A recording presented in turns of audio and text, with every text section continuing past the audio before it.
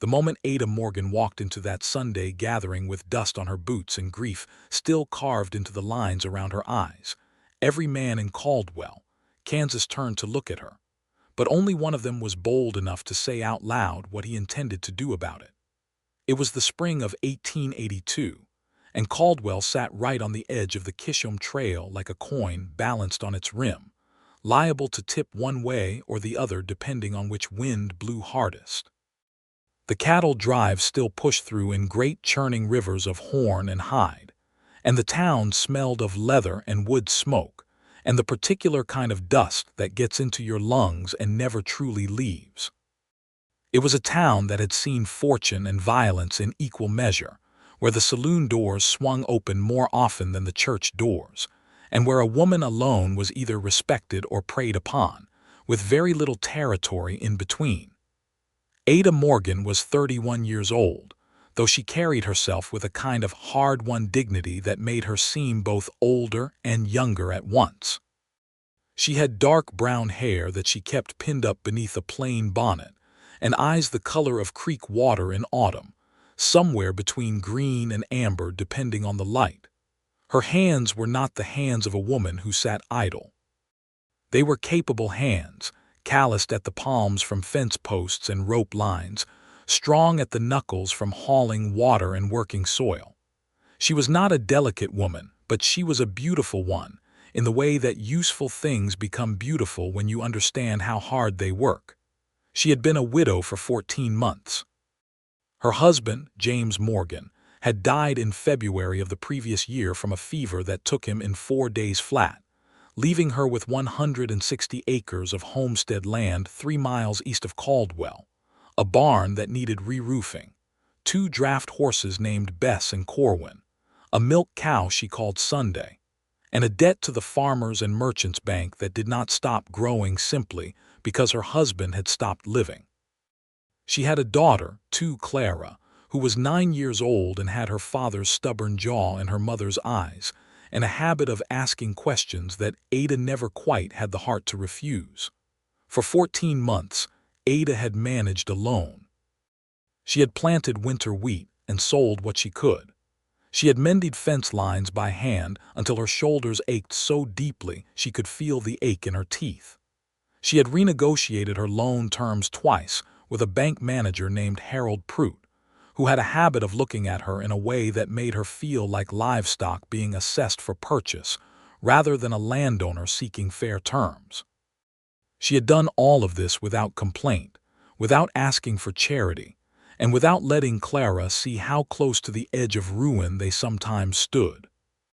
But in March of 1882, the creek that ran along the northern edge of her property flooded during a hard thaw and took out 15 feet of her fence line, along with nearly 2 acres of newly planted seed. It also washed something foul into her soil standing water that did not drain properly, leaving the earth dark and sour-smelling and stubborn to new seed. An older farmer 2 miles down the road told her the land needed to rest, or it needed prayer, or both.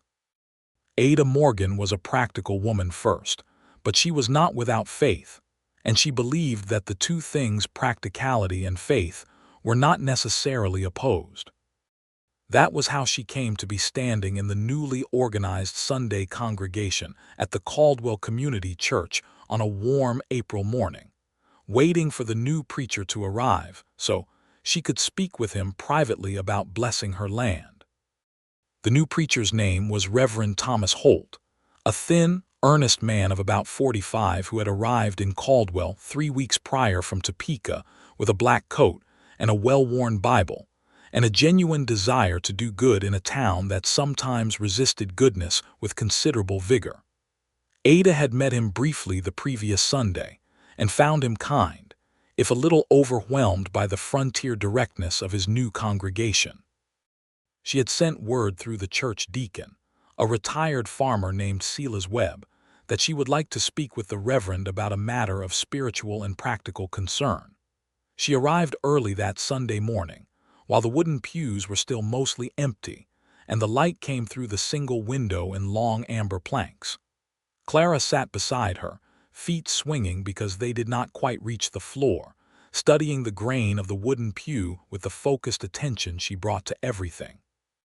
The congregation filled in slowly around them, farmers and their wives, a few shopkeepers, the schoolteacher Miss Everett who wore the same blue dress every Sunday as though daring anyone to remark upon it. The saloon owner, a man named Crockett, sat in the back pew with an expression of mild penitence, as he did most Sundays, apparently holding to the belief that regular attendance balanced the moral ledger of his professional life. And then, just before Reverend Holt stepped up to the front of the room to open the service, the door at the back swung open, and a man walked in who Ada did not recognize. He was tall, genuinely tall, the kind of tall that a room had to accommodate rather than the other way around. He wore a worn trail duster over a clean dark shirt, and he carried his hat in his hands rather than on his head, which struck Ada as an unusually respectful gesture for a man who looked like he spent more time outdoors than in. He had dark hair, slightly longer than fashion strictly dictated, and a jaw that carried 3 days of stubble without apology. He was not classically handsome, but there was something in his face, a quality of attention perhaps, or of weathered steadiness, that drew the eye and held it. He looked to be somewhere around 35, with the kind of frame that comes from years of physical labor willingly undertaken, and the kind of eyes that were calm and direct, and a very particular shade of dark gray.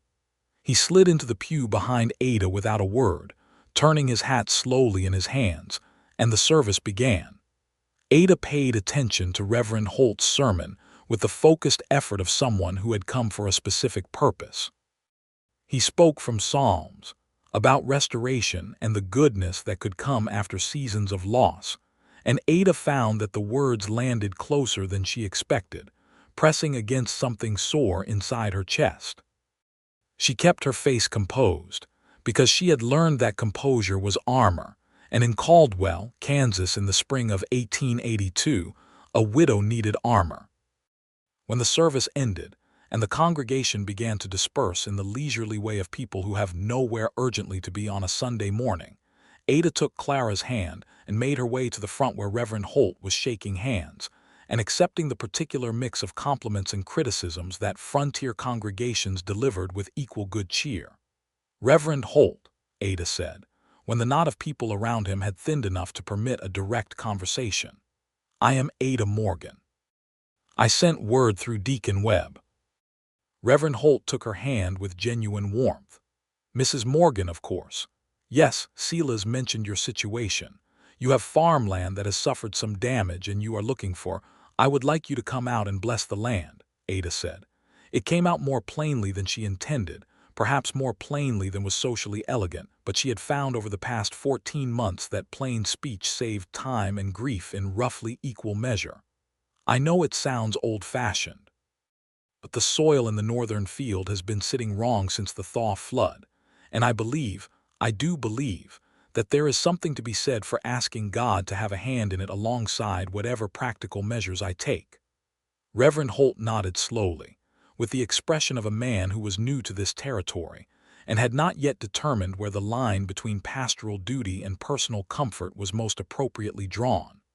I certainly think that is a reasonable request, Mrs. Morgan." "Perhaps next Saturday she is asking you to bless her land," said a voice directly behind Ada. "Not schedule it into your calendar like a meeting with the bank." Ada turned.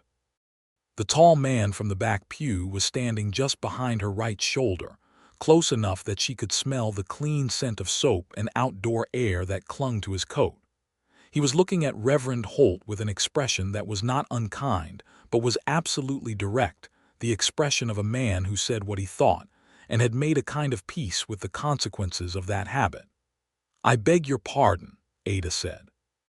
The man looked at her then, and something shifted in his expression, a slight softening, as though the directness that he aimed at the world in general had a different setting when it was aimed at her specifically. "Peter Bancroft," he said, extending his hand. His voice was a low, steady tenor, the kind of voice that did not need to raise itself to be heard. "I just rode in from Wichita 3 days ago. I know I am a stranger here and I apologize for speaking out of turn, ma'am." "Then why did you?" Ada asked. She was not hostile, but she was precise. "Because I have seen preachers schedule blessings like business appointments before," Peter Bancroft said, with a slight, dry note in his voice. "And I have also seen floods take out a field and leave the soil wrong for 2 seasons if it does not get proper attention quickly. And I thought you deserved someone who understood the urgency." Ada looked at him for a moment. "You farm?" she asked. "I have," he said. "I also ranch, and I have done enough of both to know what a flooded field does to spring planting if you let it sit." Reverend Holt cleared his throat with the slightly relieved air of a man who has been partially rescued from an uncomfortable commitment. "Mr. Bancroft, if you have practical knowledge of such things, perhaps you might accompany me when I come to Mrs. Morgan's property. An extra set of capable hands in service of, I will do more than bless it," Peter Bancroft said.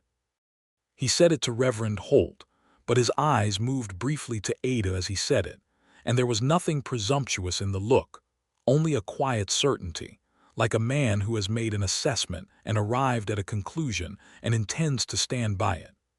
Ada felt something happen in her chest that she had not felt in a very long time, something that was equal parts warmth and alarm. She was a widow of 14 months, practical and guarded and accustomed to standing on her own ground, and she was not the kind of woman to be moved by a handsome face and a deep voice.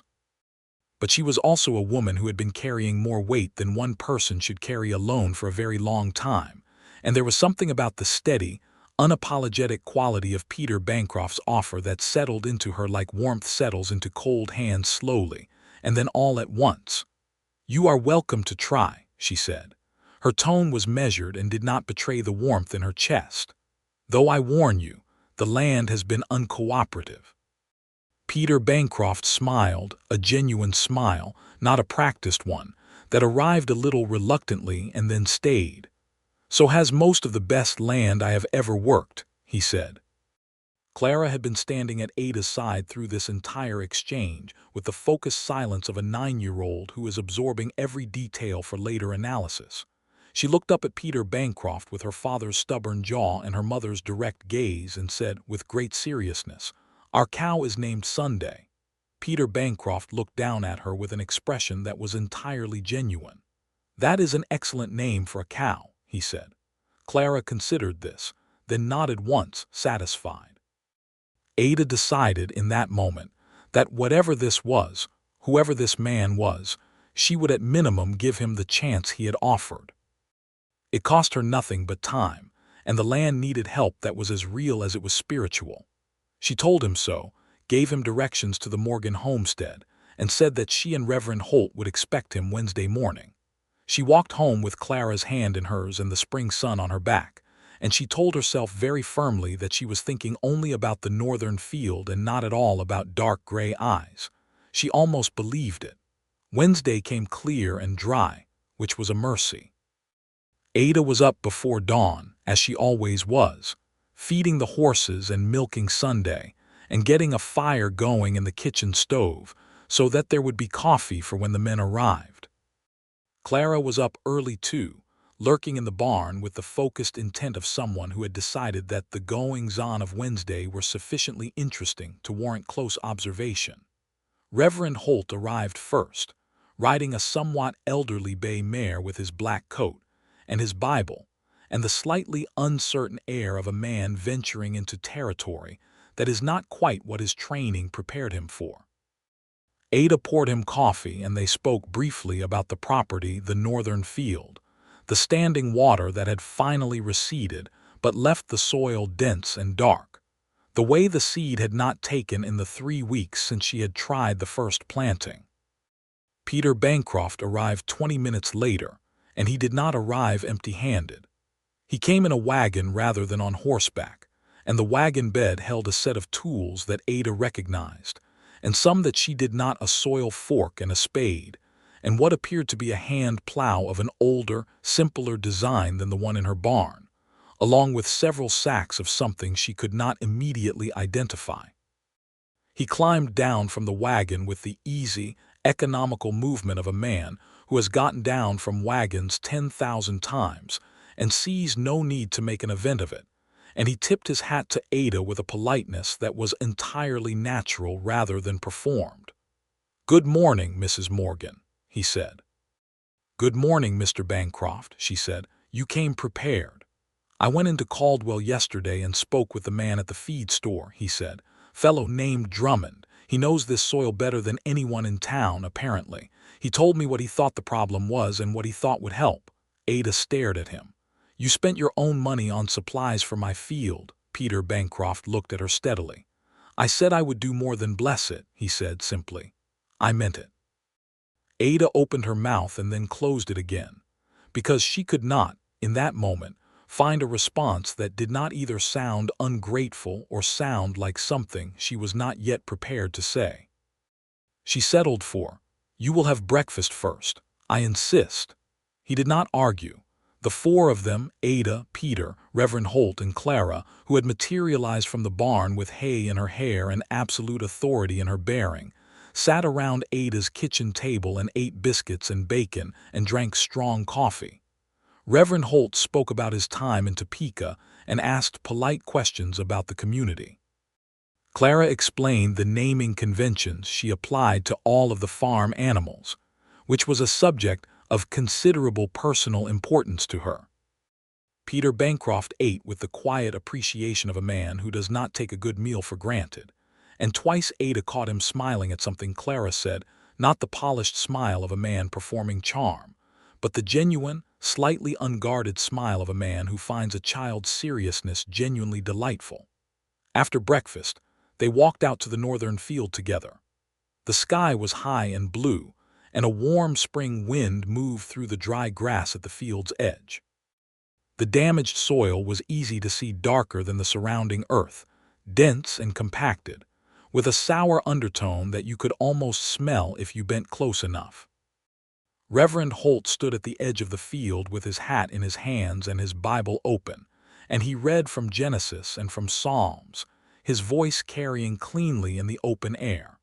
He spoke about the covenant between the land and those who tend it, about renewal and patience and the grace that comes to those who persist in hope. It was a good blessing. Ada stood with her hands folded and her head slightly bowed, and felt the words settle into her like the warmth she had felt 3 days ago in the church, real and steady and deeply needed. When the Reverend was finished, he looked up and found Peter Bancroft already ankle-deep in the damaged field with the soil fork in his hands, turning the compacted earth with long, practiced strokes. "The blessing was fine work, Reverend," Peter said, without looking up from what he was doing. "Now I will do mine." Reverend Holt laughed, a surprised, genuine laugh that sounded like it had startled itself out of him, and rolled up his sleeves and asked what he could do to help. They worked through the morning and into the afternoon. Peter directed the effort with quiet authority, never raising his voice, never making anyone feel less than capable. He showed Ada how he was opening the compacted layers to let air and light back into the soil, how the sacks from Drummond's feed store contained a mixture of gypsum and clean composted material that would help correct the chemical imbalance left by the flood. He talked as he worked, not to fill silence, but because he was the kind of man who explained his thinking as a matter of natural habit, as though he believed that understanding the why of a thing made the work go better. Ada worked alongside him, matching his pace as well as she was able, and she found that there was a particular kind of communication that happens between two people working in the same field toward the same goal, something easy and direct and free of the social constraints that governed other kinds of conversation. She asked questions, and he answered them without condescension. He made observations, and she countered them without apology. By noon they had worked through 2/3 of the damaged acreage and had developed, without discussing it or deciding it, a natural rhythm. Clara brought them water twice, carrying the wooden pail with great ceremony, and announced each time that the work was going very well in the tone of a person who has taken overall supervisory responsibility. Reverend Holt, who had proven surprisingly capable with a spade despite his clerical calling, departed after the midday break with mud on his coat and an expression of genuine satisfaction on his face, shaking hands with Ada and Peter both, and saying that he would come back the following Sunday with a proper prayer for the first new planting. And then it was just Ada and Peter and Clara, and the long spring afternoon, and the field that was slowly coming back to something like itself. They finished as the sun began its long drop toward the western horizon, painting the Kansas sky in colors that Ada had never quite gotten used to, no matter how many years she had lived beneath them. Deep orange and rose, and a purple so rich it seemed almost unnatural, spread out above the flat land like a promise being made to no one in particular and everyone at once. Ada stood at the edge of the turned field and looked at what they had accomplished and felt, for the first time in 14 months, that the land might actually cooperate with her again. "It needs a week before you plant," Peter said, standing beside her, wiping his hands on a cloth. "Then start with the hardier seed, winter wheat or rye first, not the corn. Let the first planting bind the soil back together before you ask it to do anything more ambitious." "You know a great deal about farming for a man who ranches," Ada said. "I grew up farming," he said. "My family had a homestead in central Nebraska. I came to ranching later." "And what brought you to Caldwell?" He was quiet for a moment in a way that was not evasive but simply honest, the pause of a man choosing the true answer rather than the convenient one. "I was working a ranch outside Wichita for 3 years," he said. "The owner sold it. I had saved enough to start looking for my own land. I heard there was still good acreage available out here on the Kansas border. I came to see." Ada looked at him in the failing light. "You want a homestead. I want to put down roots," he said simply. "I have been moving for long enough." There was nothing in his voice that asked for sympathy or invited interpretation, but Ada felt the statement the way you feel a statement that means more than its surface. She had put down roots herself unwillingly, furiously, out of necessity and love and stubbornness, and she knew what the desire for roots cost a person who did not yet have them. "There is land available east of the creek," she said. "2 sections, I believe. You would need to speak with the land office." "I know," he said. "I spoke with them Monday." She looked at him. "You work quickly." He looked back at her and there was that slight, reluctant smile again. "I know what I want when I see it," he said.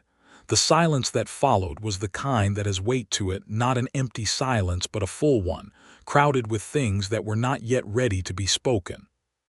Clara appeared between them, having materialized from whatever part of the property she had been investigating, with a striped barn cat in her arms and absolute contentment on her face. "Mr. Bancroft," she said, "this cat is named Thursday. Would you like to hold him?" Peter Bancroft accepted the cat with complete gravity. "I would consider it an honor," he said.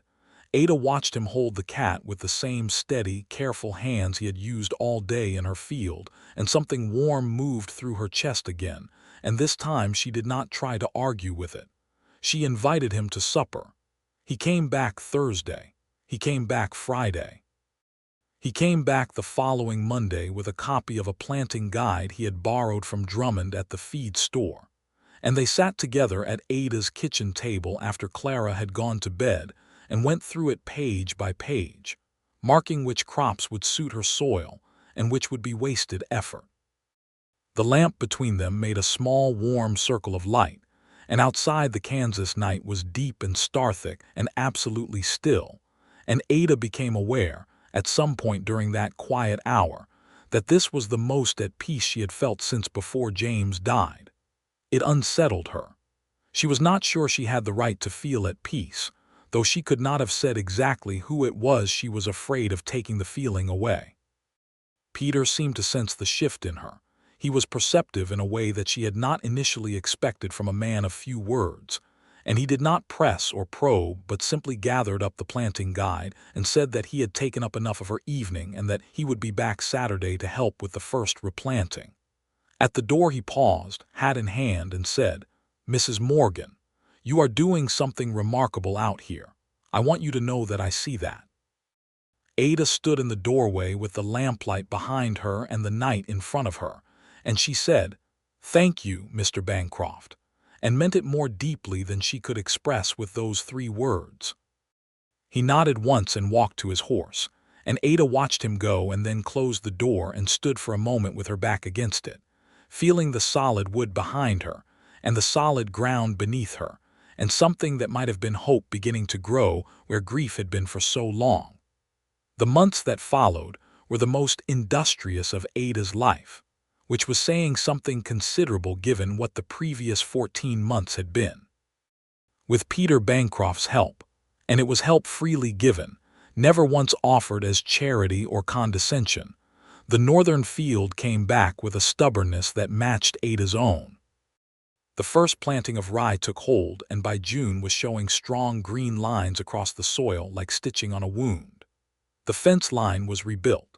The barn roof, which had been losing shingles to every hard wind, was reshingled one Saturday in late May when Peter arrived with lumber and nails, and 2 men he had met in town, a quiet Mennonite farmer named Abe Schrock and a young cattle hand named Ellis who had more enthusiasm than skill, but made up for the deficit in energy.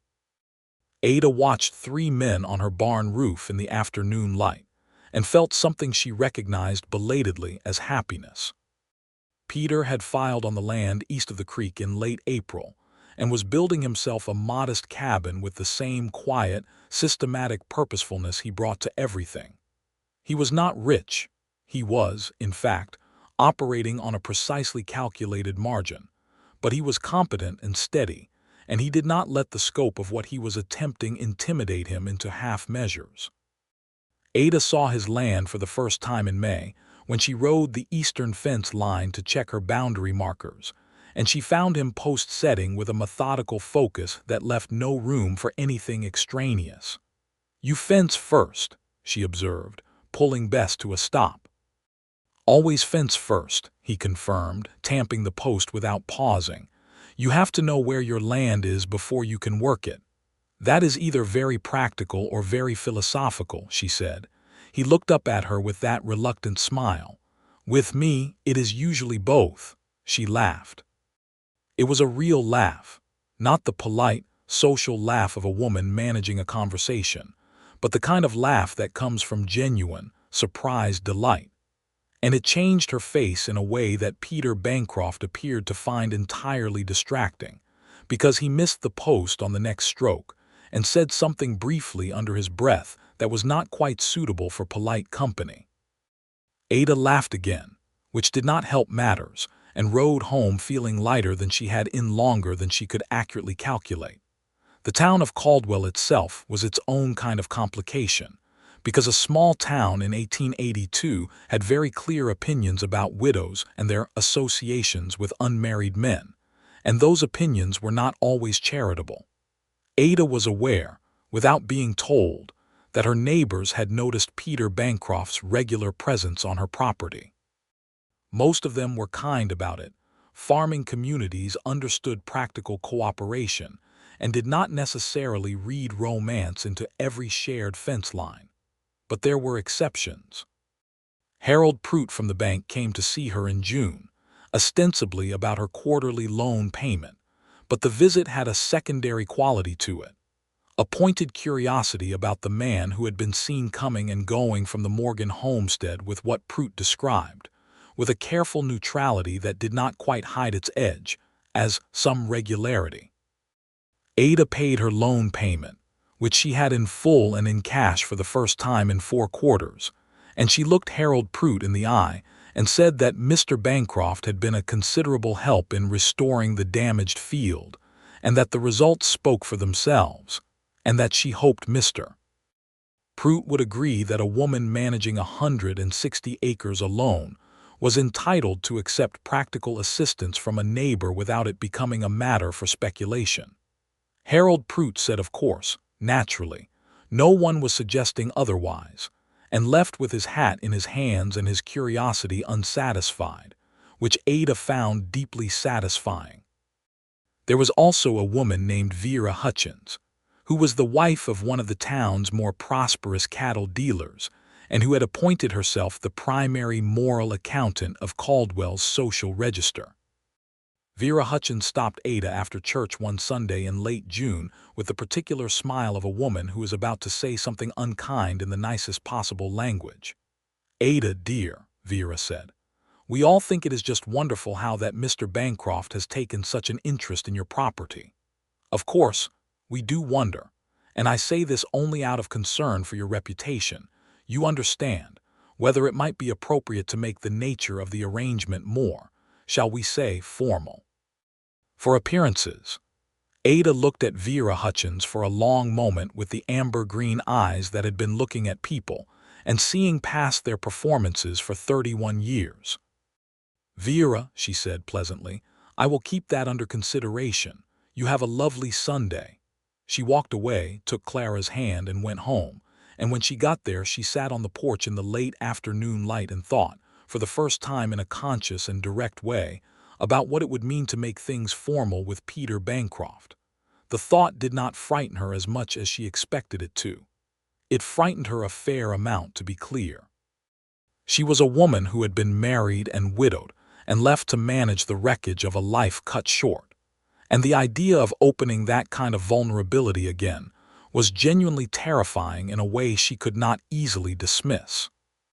James Morgan had been a good man, quiet and steady and kind, not a man of great passion or drama, but genuinely good, and losing him had cost Ada something she was not certain could be fully replenished.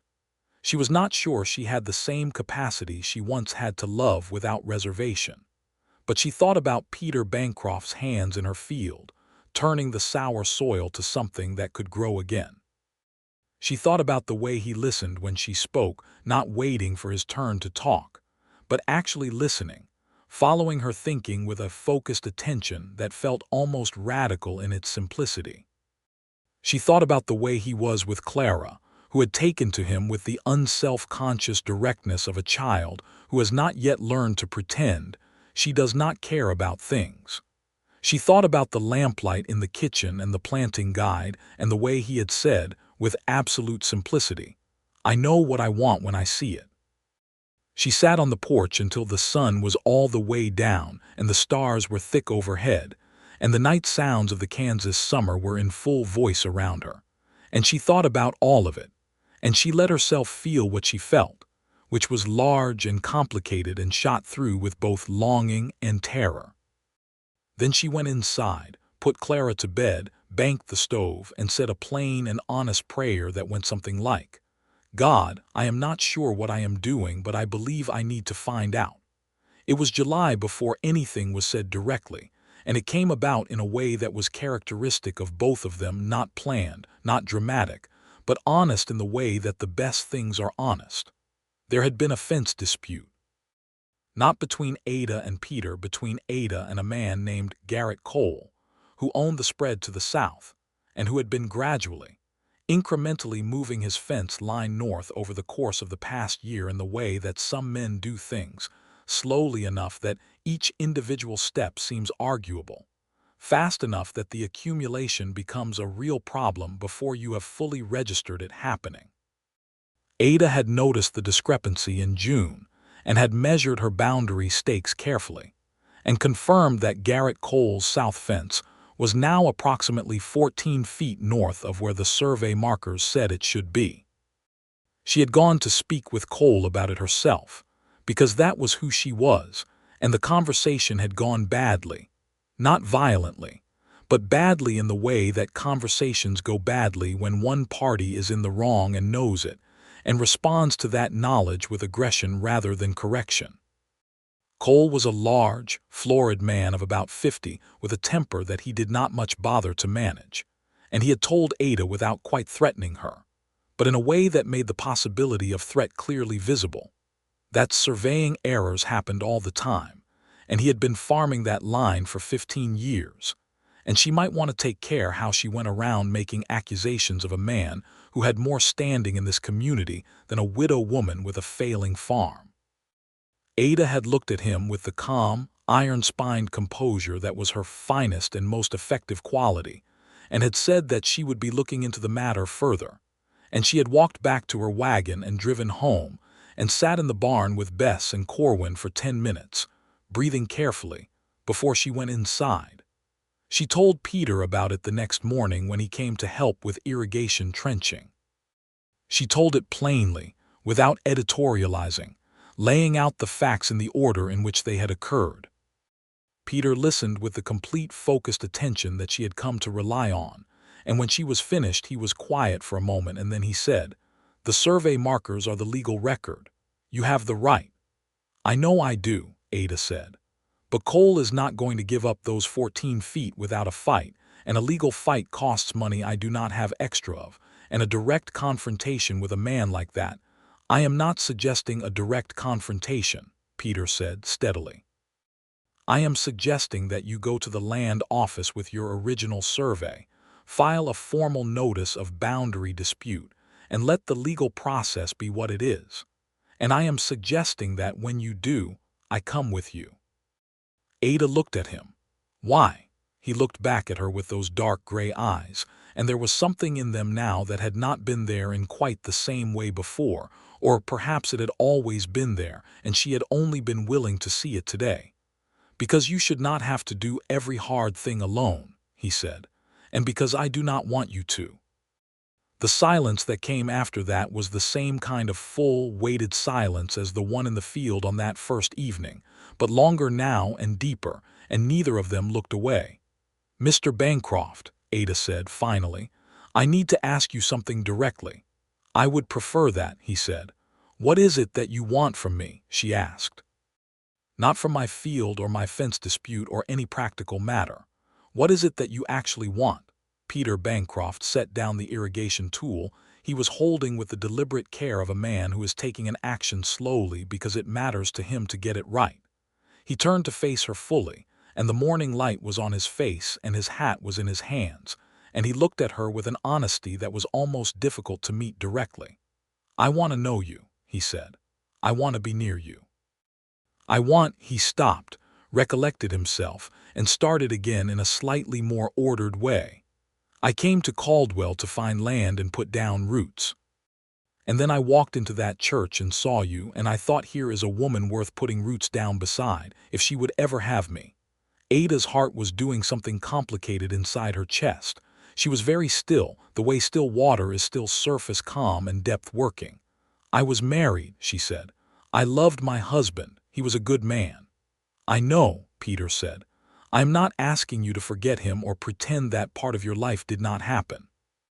I am asking if there is any room, any possibility of room, for what might happen between us." Ada looked at him for a long time. The morning was very quiet. A meadowlark somewhere in the grass was making its clear, spiraling call, and the horses moved in the paddock, and the sky was very blue. "I do not know yet," she said finally, "but I believe there might be, and I think that is enough to say for now." Peter Bancroft looked at her, and whatever he was feeling moved through his expression in a way he did not try to hide relief and warmth and something more tender than either of those things. He nodded once with the particular gravity of a man who is taking something carefully into his keeping. "Then that is enough," he said. "I will be patient." He was. He was patient the way good soil is patient deeply, actively, without any performance of patience, just the quiet daily fact of being there and working, and not requiring more than what the season could give. They went to the land office together and filed the boundary dispute. The process took 6 weeks, involved 2 official surveyors, and ended in Ada's complete favor. The fence line was moved back to its legal position, and Garrett Cole was assessed a nominal fine for the violation, which he paid with a fury that was entirely silent and absolutely cold. He never spoke to Ada directly again, which she considered an acceptable outcome. By August, Ada's rye crop was strong enough to harvest a partial yield, and the field that had been sour and dead in April was alive again, with the particular aliveness of land that has been properly worked and properly loved. By September, Peter's cabin was finished and his own first planting was in the ground, and he had acquired 2 horses, a small breeding herd of 7 cattle, and a reputation in Caldwell as a man who worked hard and kept his word, which was the most reliable form of currency in frontier Kansas.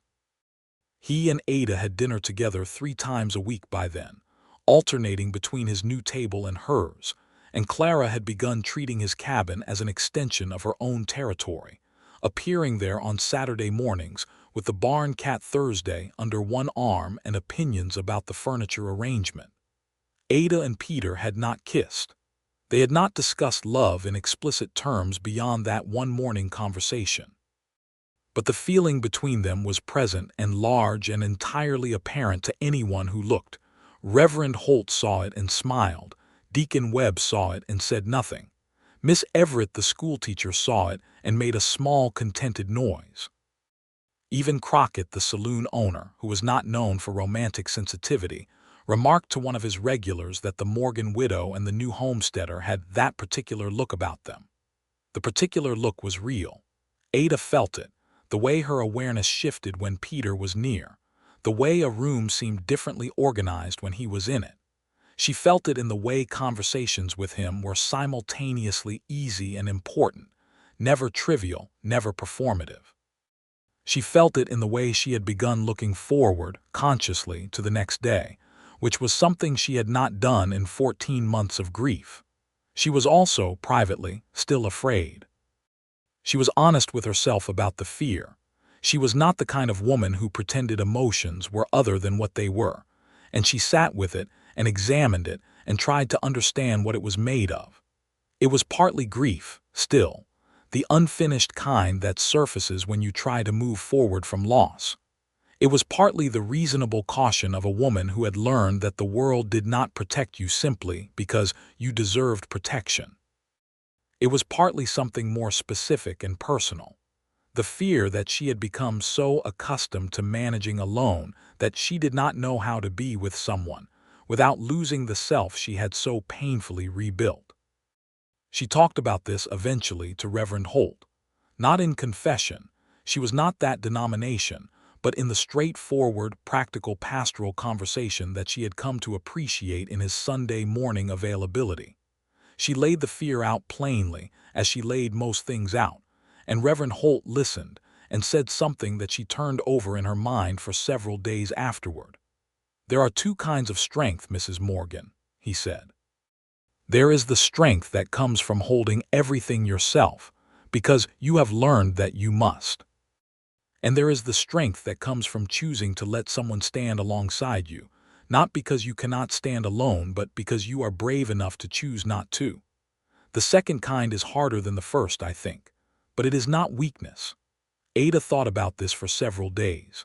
She thought about it while she was working, while she was cooking, while she lay awake in the dark hours before dawn when the house was at its most silent and her thoughts at their most unguarded.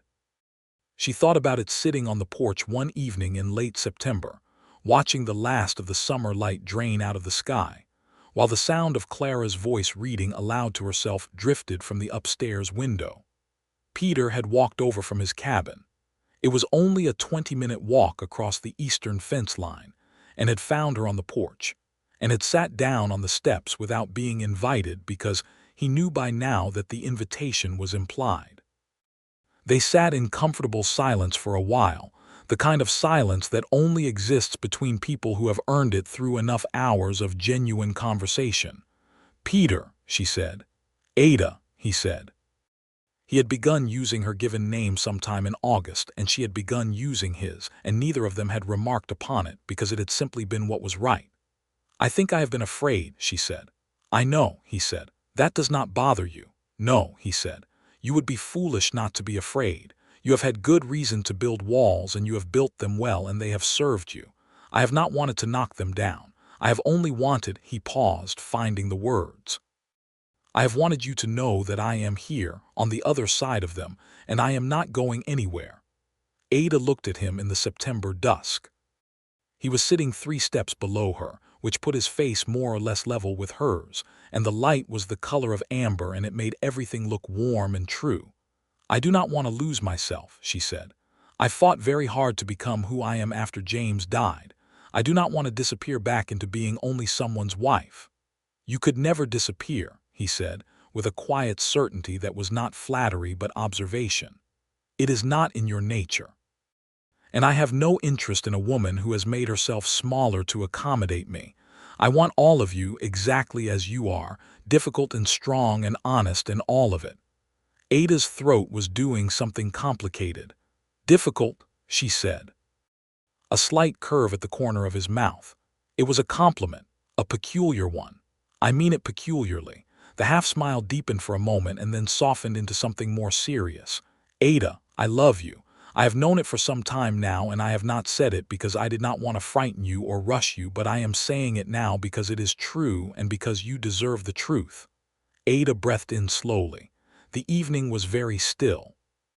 A single night bird called somewhere beyond the fence line, and Clara's voice upstairs continued its quiet, absorbed reading, and the last of the light was dissolving into a deep rose purple at the horizon.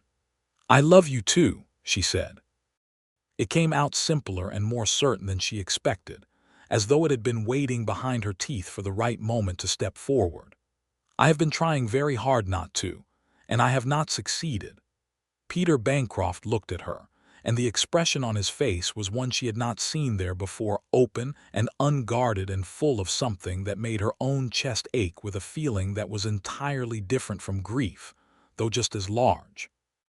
He reached up and took her hand, which was resting on her knee, and held it in both of his, the same careful, steady hands that had worked her field and rebuilt her fence and held Thursday the barn cat with complete gravity. And for a long moment they sat just like that, in the September dusk, saying nothing, because nothing needed to be said.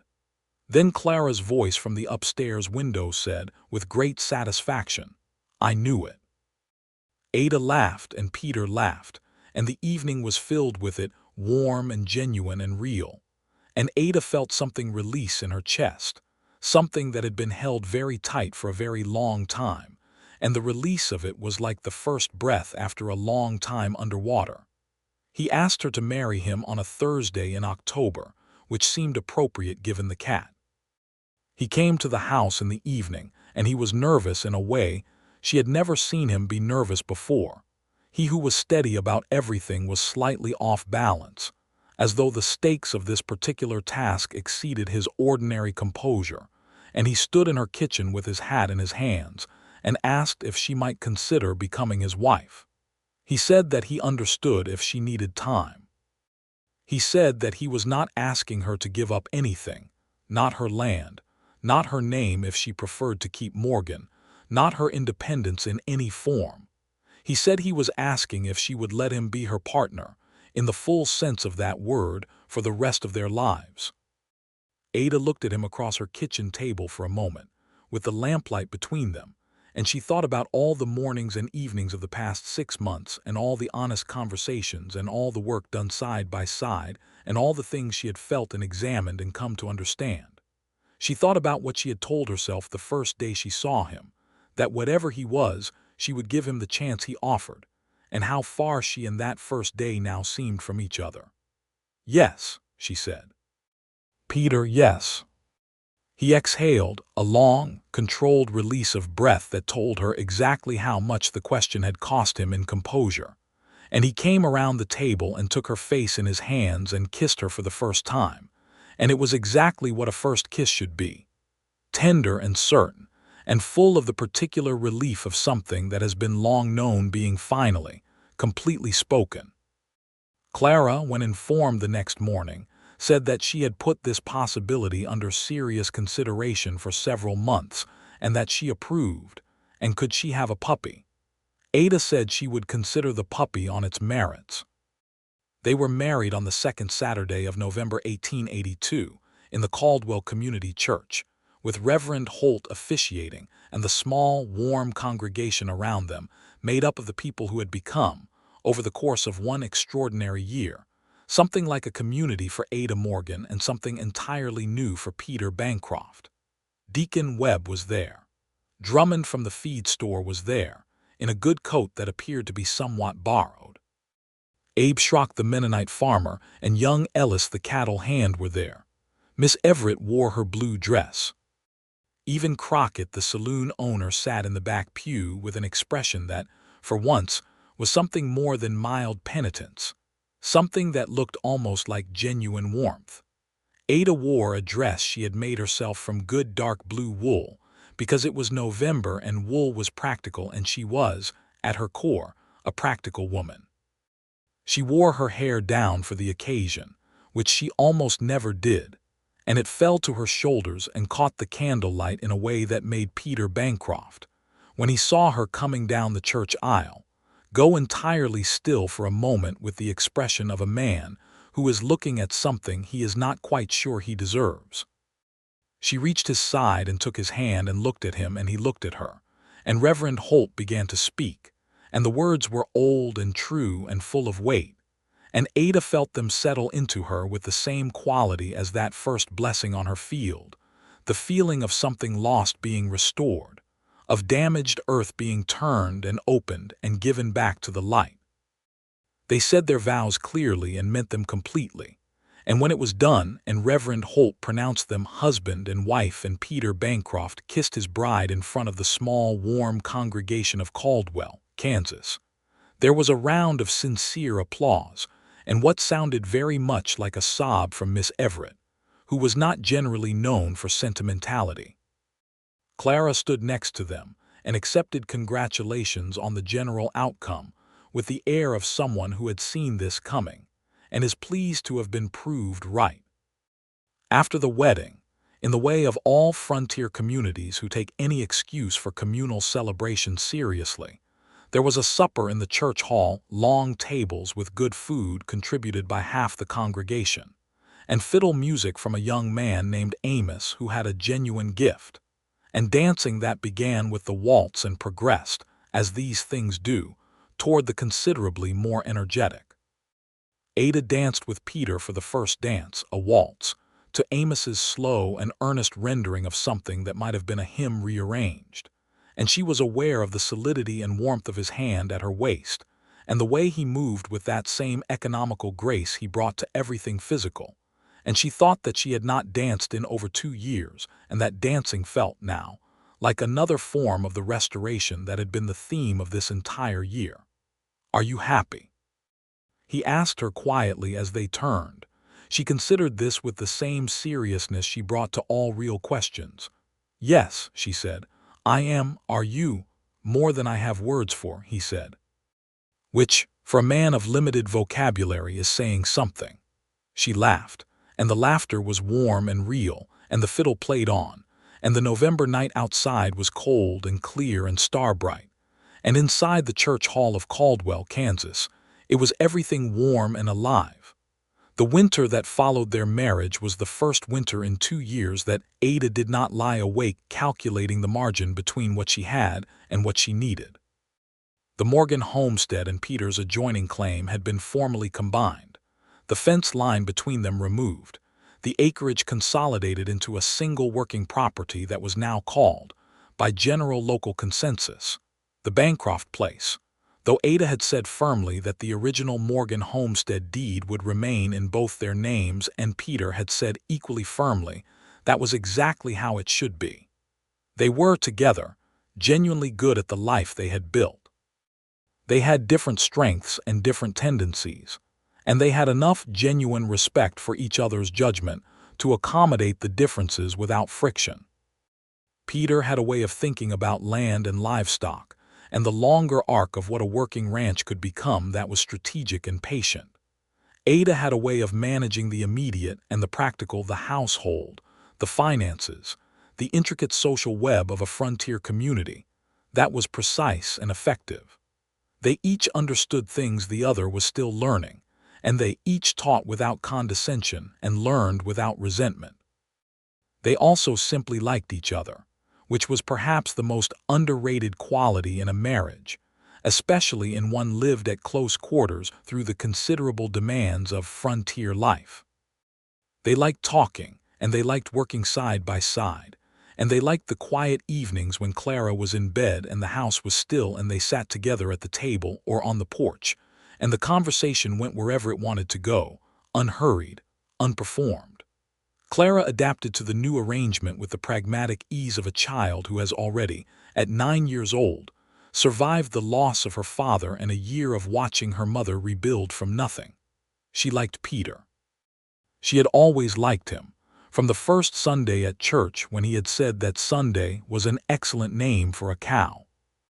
She called him Peter rather than father, because he was not her father and she was old enough to know the difference, and he was wise enough not to ask for more than was real.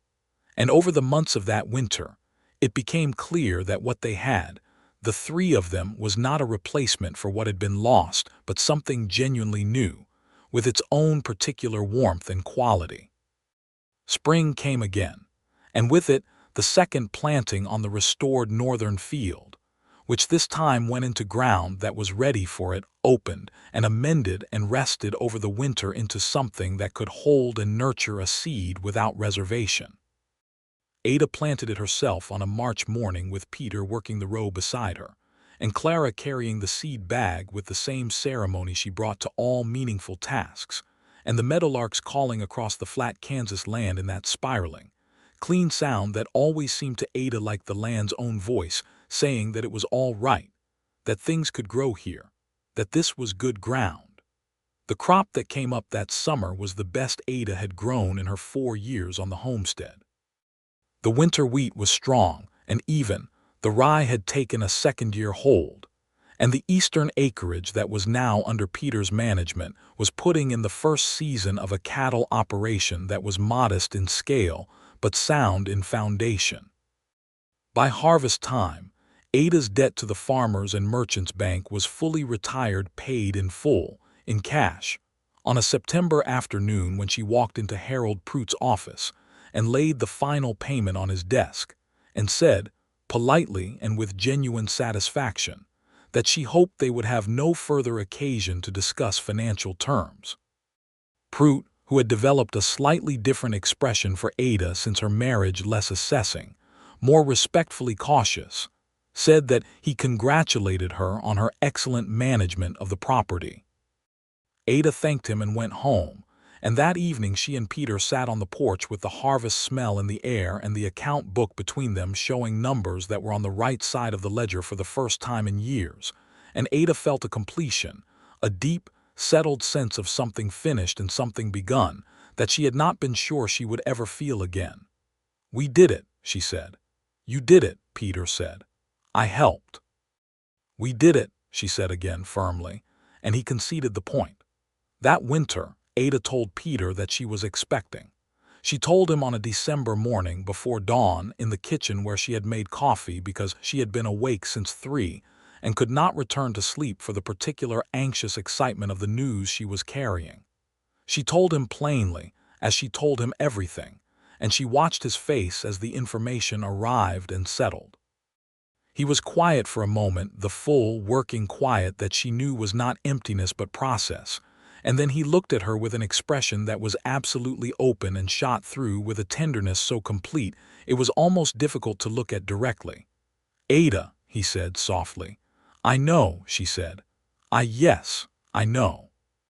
He crossed the kitchen and took her in his arms, gently, as though she had become suddenly precious in a new way, and she let herself be held, which was something she was still learning to allow, and the kitchen was warm from the stove, and the December dark was outside the windows, and it was entirely good. Clara, informed at breakfast with appropriate gravity, said that she hoped it would be a brother, that she had heard brothers could be useful, and that she would need to reconsider the naming conventions for household animals to make room for the new naming conventions that would be required for a sibling. Ada said that they were not naming the baby after a day of the week. Clara said she was keeping an open mind. The baby was born in August of 1883, a boy, strong and loud from the first moment, with a considerable amount of dark hair and what appeared to be his father's gray eyes, and his mother's particular expression of focused intention. They named him James after Ada's first husband, because Peter had suggested it himself without being asked, and Ada had looked at him with that look. She sometimes turned on him that was too full for any single word and had said yes, That was right. That was exactly right.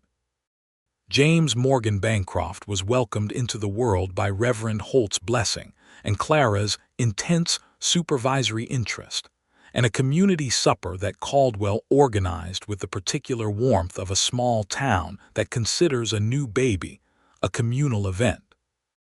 He was a vigorous, curious child from the beginning, demanding in the way that all babies are demanding, but also possessed of an early solemnity that made him seem, in his most alert moments, to be conducting a thorough assessment of his surroundings before committing to any final opinions.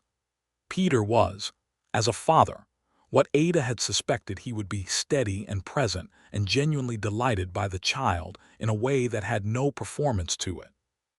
He had not had children before, and he approached the experience with the same methodical curiosity he brought to anything new, learning the rhythms and requirements with patient attention. Ada, watching him one evening in the lamplight with the baby asleep in his arms, and his face carrying that particular expression of unguarded wonder that new parents sometimes get when they are alone with the fact of what they have made, felt a love so complete and so specific that it had no edges to it. It simply extended in all directions without meeting a wall. Life in Caldwell, in the years that followed, settled into the particular deep, satisfying rhythm of a life that is genuinely well lived. The Bancroft place grew, not dramatically, not all at once, but with the same steady accumulation of work and intention that had characterized everything Peter and Ada built together. The cattle herd expanded to something approaching a real ranch operation. The crops were good more years than they were not. The house was enlarged to accommodate the family it was now holding. A second room added to the east side in the summer of 1884 with the help of Abe Schrock and Ellis, who by that point had become a reliable hand on the Bancroft place and a kind of honorary member of the extended household. Clara grew into a young woman of considerable character, quick-minded and direct, and possessed of a gift for mathematics that the schoolteacher Miss Everett recognized and encouraged with genuine commitment. She became, over the years, a young woman who wrote as well as any boy in the county, and argued legal and moral principles with anyone who cared to engage, and who maintained her naming conventions for animals with an absolute consistency that had by 1885 extended to 12 named chickens and a second barn cat named Monday. She also, to Ada's private, quiet joy, developed a close and genuine relationship with Peter that had its own particular quality. Not the relationship of father and daughter exactly, but something that had grown from the ground of genuine respect and shared humor and the particular affection that comes from years of proximity and honesty.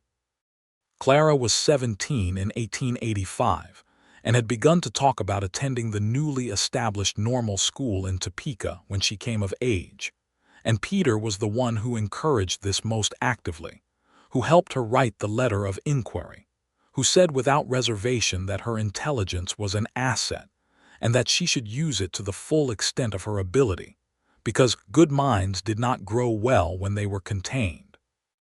Ada, watching her daughter become herself, felt the particular happiness that belongs to mothers, vast and slightly aching, and full of a love that has no adequate container. In the fall of 1885, Ada found herself expecting again. This time she told Peter in the evening on the porch, in the way she told him most important things now, simply, directly, as the stars came out over the Kansas sky. He said, again, with an expression that was equal parts delighted and slightly stunned, and then he laughed and pulled her close and said that he was the luckiest man in Caldwell County and possibly in all of Kansas, which she told him was a high claim that she would hold him to. The second child was a girl, born in June of 1886, small and fierce and dark-haired like her mother, with lungs that announced her arrival to the general neighborhood. They named her Alina, and she fulfilled from her first months the implicit promise of her arrival, willful, bright, demanding of every room she entered in a way that was both exhausting and deeply charming.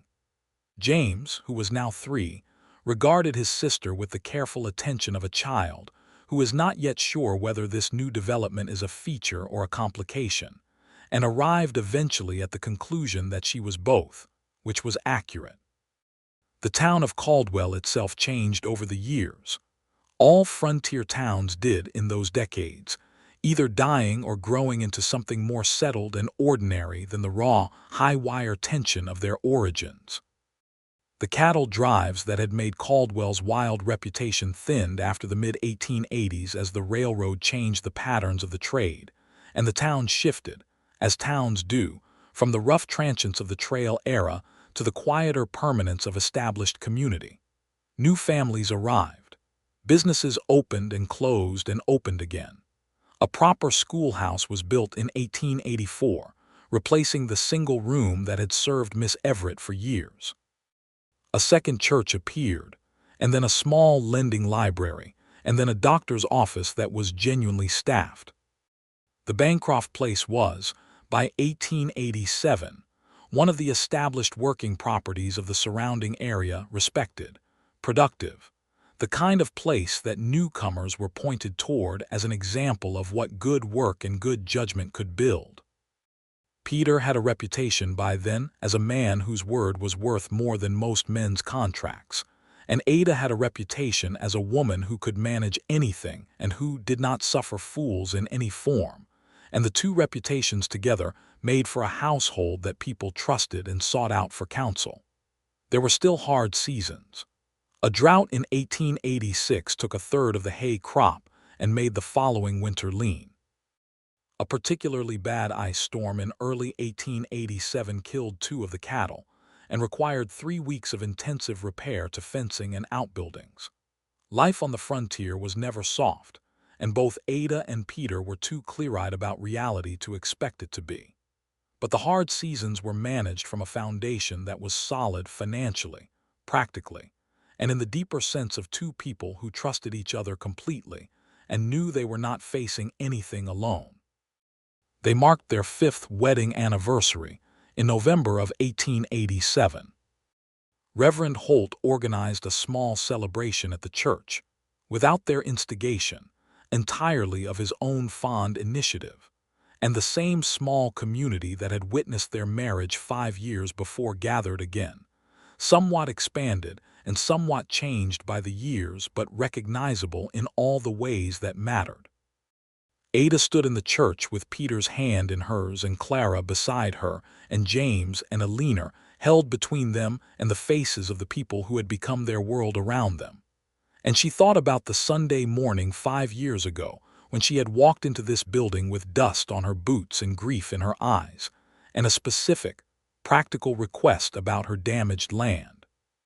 She thought about the voice behind her that had said he would do more than bless it, and the steadiness of the hands that had proved the truth of that claim in every season since. She thought about turning from a practical errand toward a life she had not had the courage to imagine before it was already beginning. She looked at Peter, who was talking with Reverend Holt with the easy warmth of a man among people he genuinely values, and who turned at that moment and caught her looking, and did what he always did when he caught her looking. He smiled the reluctant, arriving smile that had been his first real smile at her on that first Sunday morning, and it was exactly the same now as it had been then, unpolished and genuine and specific to her. She was 37 years old, and she was happy. Not the tentative, guarded happiness of survival, not the brittle happiness of someone who has been hurt and learned to hold joy at arm's length in case it breaks again, but the full, warm, settled happiness of someone who has chosen well and worked hard and built something real, and knows it. James pulled at her hand and said something about cake, and Alina said something significantly louder about the same subject, and Clara said that she would take the children to find Deacon Webb, who was known to be in charge of the dessert table, and the family organized itself in the natural, slightly chaotic way of families who have learned how to move together, and Ada laughed and Peter caught her hand as she turned and held it for a moment. 5 years, he said. 5 years, she agreed. I would do it again, he said. Every difficult morning and every hard season and all of it. I would come through that church door again and say exactly what I said. Ada looked at him with the amber-green eyes that had spent 5 years learning the particular language of his face. "That you would do more than bless it," she said. "That I would do more than bless it," he confirmed, and his voice was quiet and certain, the way it had been that first morning and the way it had been every morning since. "You kept your word," she said. "I always will," he said.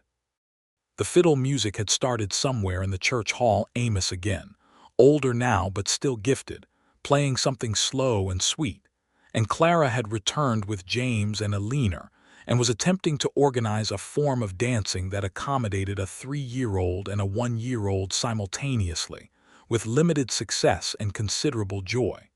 Deacon Webb was laughing. Reverend Holt was clapping along.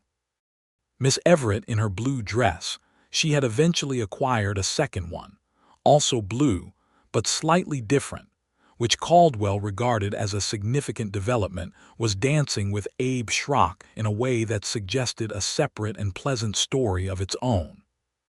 Peter led Ada onto the floor and took her in his arms, and they danced the way they always danced, with the easy, unhurried pleasure of two people who know each other's movements and trust each other's weight, in the small, warm church in the small, grown town on the edge of the Kansas frontier, under the same November stars that had watched them build everything that they were and everything that they had together.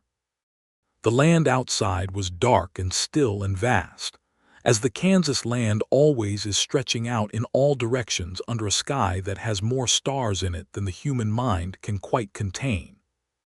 It was the same land that Ada had stood on when she was a widow with sour soil and a failing farm and 14 months of grief in her bones. It was the same land that a new preacher had blessed on a Wednesday morning in April, and that a tall man with dark gray eyes had turned and amended and brought back to something that could grow. It was still her land. Theirs now, in the fullest sense.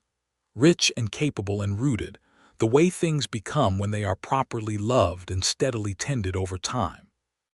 In the spring of 1888, they planted the northern field together again, as they had done every spring since that first restoration in 1882. Ada and Peter and Clara and James, who was now 4 and had graduated from seed bag carrier to a small dedicated plot of his own, where he grew radishes with enormous concentration. Alina sat at the field's edge in the April sunlight and made observations about the ground that were not yet intelligible, but were delivered with complete authority. The meadowlarks called across the flat green land, and the sky was high and blue and immense, and the soil under their hands was the good, dark, warm soil of a field that had been well cared for, and the seed went in clean and sure, and the season was wide open before them. Another season of work and weather and the particular irreplaceable satisfaction of lives, lived close to the ground and close to each other, and built, carefully and honestly, from the best materials that faith and love and stubborn, persistent hope could provide. Ada straightened from the row and looked at her field, at the straight dark lines of turned earth, at the sky above it, at her family moving through it with the easy purposefulness of people who belong somewhere. She breathed in the April air grass and soil, and the faint sweetness of coming warmth, and felt, as she had felt standing in that church 6 years ago with a blessing still sounding in the air and a stranger's voice promising more than blessing, that she was exactly where she was supposed to be. Peter came to stand beside her, and his shoulder was solid against hers, and James came running from his radish plot with something urgent to report about earthworms, and Alina made a sound of imperial comment from her post at the field's edge, and Clara was laughing at something, and the laugh rang out across the open Kansas land like the meadowlark's call, clear and spiraling and alive. Everything that had been broken was mended. Everything that had been sour was sweet. Everything that had been lost had been, if not returned, then answered, met by something new and real and wholly, deeply good. This was their life, Ada Morgan Bancroft and Peter Bancroft, and it was, in all the ways that counted and all the ways that lasted, enough. It was, by any honest measure, everything.